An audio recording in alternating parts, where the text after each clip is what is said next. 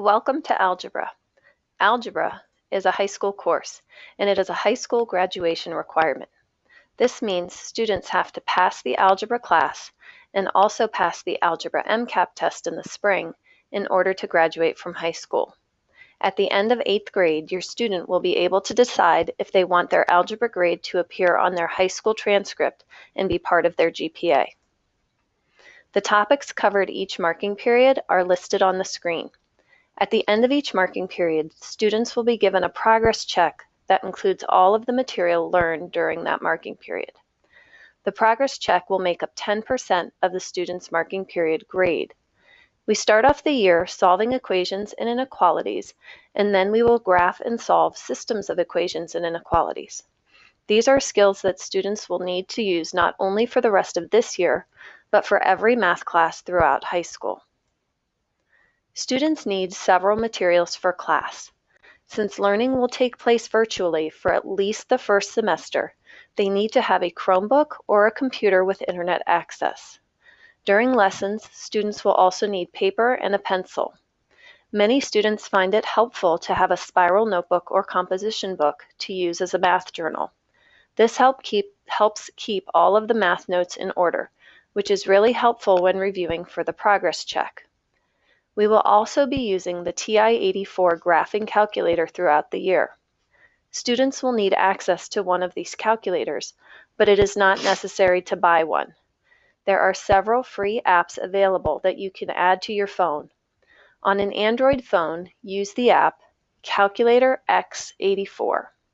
For an iPhone, use the app Graphing Calculator X84. Both of these apps are free and look exactly like the graphing calculators we will use when we get back to school. Students can also use the graphing calculator on Desmos.com.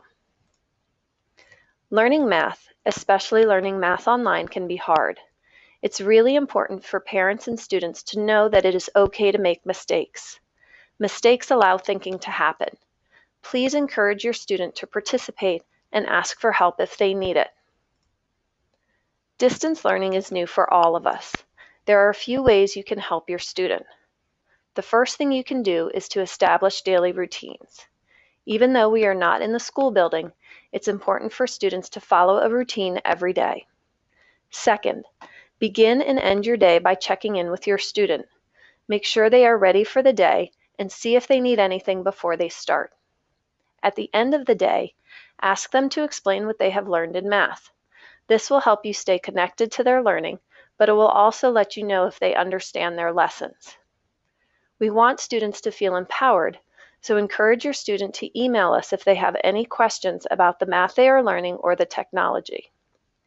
If you notice your student is struggling, please email us. Online learning is going to be hard for teachers. Normally, we can look at a student's face or their body language and see if they are having trouble. We're not going to be able to do that online, so we're going to need your help if you notice your student is struggling. Finally, encourage your student to participate in daily relaxing activities and exercise after their school day is over. It's really important for the emotional well-being of our kids that they are able to unplug at the end of the day and do some things that are not online or in front of a screen. We are really looking forward to getting to know your students this year. If you need us in any way, please contact us through email.